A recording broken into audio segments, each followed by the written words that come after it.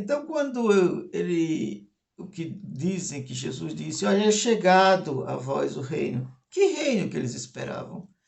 Eles esperavam um reino de acordo com as narrativas que ele tinham, de um período em que Israel, que Jerusalém viveu. Israel, hoje já é provado que Israel e Judá são povos distintos. A arqueologia já provou isso. Povos distintos. Existia Israel no norte e Judá ao sul, e Benjamim ao sul. Povos distintos. Na realidade, todos cananeus, mas povos distintos. Povos distintos. E aqui não era um reino, império, nada disso, eram povos. Mas a narrativa bíblica é diferente, mas a arqueologia prova outra coisa, né? Então eles esperavam ainda, segundo a tradição da monarquia, é que Israel estivesse sob um rei, né? Que um rei os representasse. Segundo a narrativa de Samuel, que o povo vai pedir a Samuel para eleger um rei, Samuel fica revoltado. Dá a entender que esse texto é bem sacerdotal, né? Ele fica revoltado porque não queria só o representante sacerdotal para comunicar com o povo. Deus falava através do sacerdote, o sacerdote falava para o povo, bem parecido com a dinâmica de Moisés. Deus fala com Moisés, Moisés fala com o povo, sempre a figura de um representante, como é hoje nos mais diversos cristianismos atuais. Você tem um representante em cada igreja, o dito anjo do Senhor, que Deus fala com ele e ele fala com você, né? E acreditem, eu quando fui pastor por muito tempo, eu acreditava nisso, que eu era um representante de Deus para falar com o povo. Quanta ingenuidade. No meu caso era ingenuidade mesmo, não era maldade não, porque muitos desses que estão aí são maldosos mesmos. Sabem que não é assim que funciona, mas se aproveita dessa brecha para legitimarem os seus domínios e os seus impérios. Pois o povo esperava um rei. Um rei para quê? Para agora, para tomar conta, para ir à frente das batalhas, como está escrito na narrativa de Samuel. Um rei que nos represente, Samuel. Nós queremos um rei que nos represente, que faça as nossas guerras. O povo só vivia em guerra naquela época. Não se iluda, não.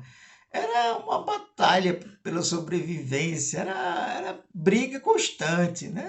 Esse mar de rosas que a leitura atualizada da Bíblia tenta trazer para vocês. Não, era coisa bem pouquinha, a turma aloprava e um invadia o outro e ponto.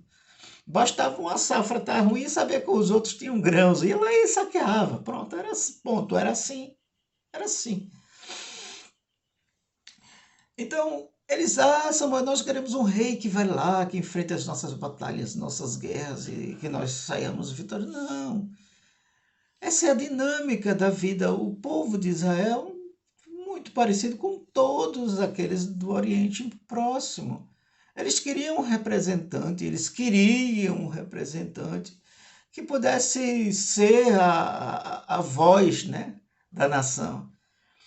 E daí essa sequência de que eles precisavam sempre de reis.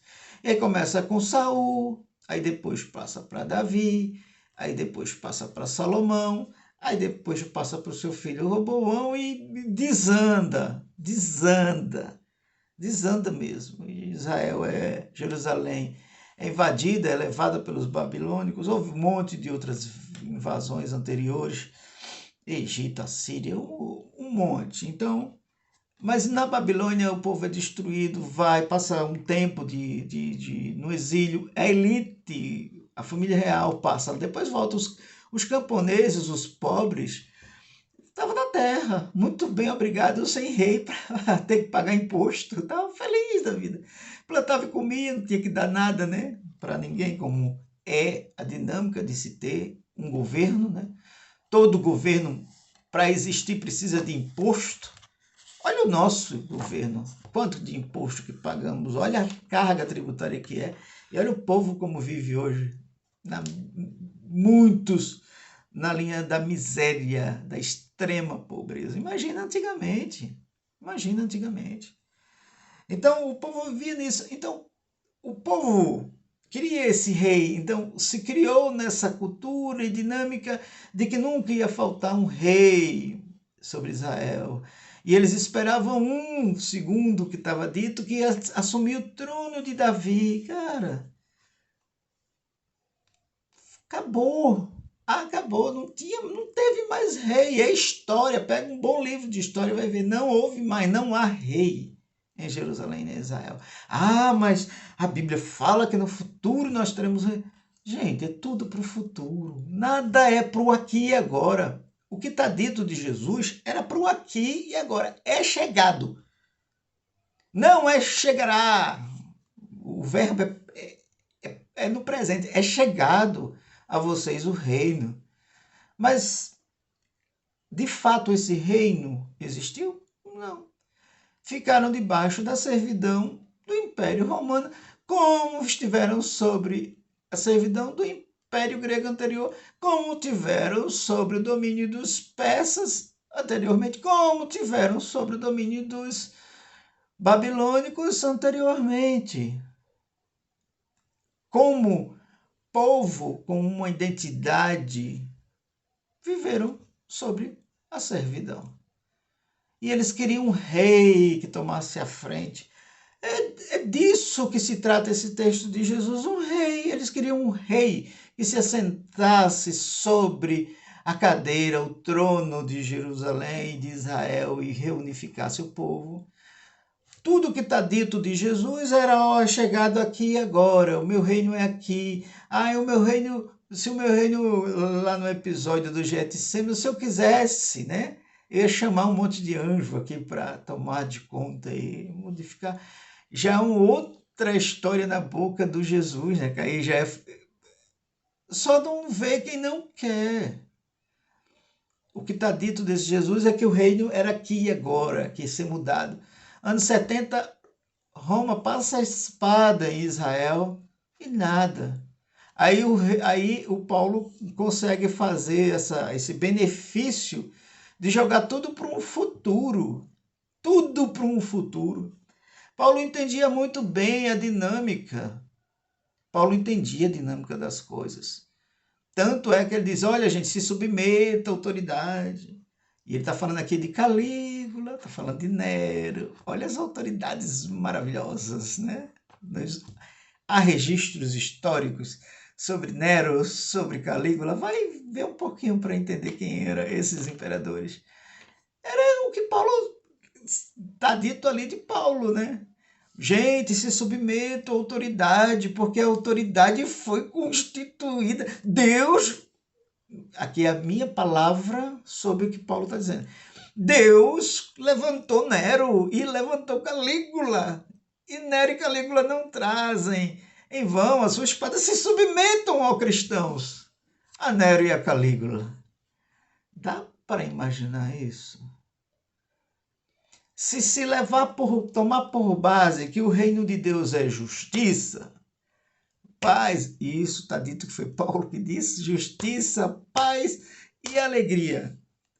Mas eu vou lhe falar uma coisa, com tudo isso eu vou até aproximar meu rosto da câmera. Não existe justiça num povo que vive passando miséria e opressão. Não há justiça. Nunca houve e nunca haverá. Justiça, toda vez que a Bíblia, quase 100%, principalmente no Velho Testamento, quando fala de justiça, sempre está falando de justiça social. O que é justiça social? Comida, moradia, dignidade. É de coisas concretas, não é nada para futuro. Não é nada para depois da morte. É pão, sabe? Aí Paulo diz, olha, porque o reino de Deus não é comida. Não, tá, beleza, fica sem comer uma semana. olha para os teus filhos e diz, não, é porque o reino de Deus não é comida, gente, é muito mais do que isso. Então, precisa de pão, gente, precisa de feijão, arroz, farinha, precisa disso. Não há justiça, não há justiça quando há flagelos, catástrofes no seu país. Velho. Era isso que Israel estava enfrentando no Império Romano.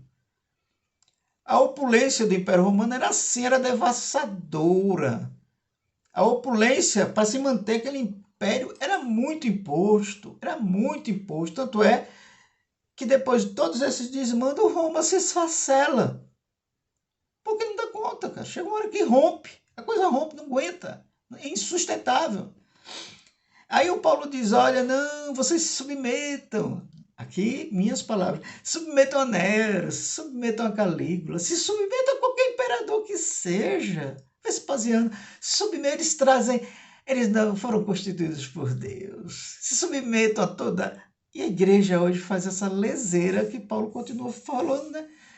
Não, se submeta a um tirano, gente, porque esse tirano foi constituído por Deus. E ele é um instrumento de Deus. É sim. Ele está vivendo lá na maravilha, lá do seu palácio, mas foi Deus que colocou enquanto vocês passam fome. Foi Deus. Por que Deus sacana é esse, gente? Vamos pensar. Um evangelho aqui, é atribuído a Jesus. Foi dito que foi Jesus que falou. O evangelho de Jesus é aqui, é agora. Vem para o que eram os seus.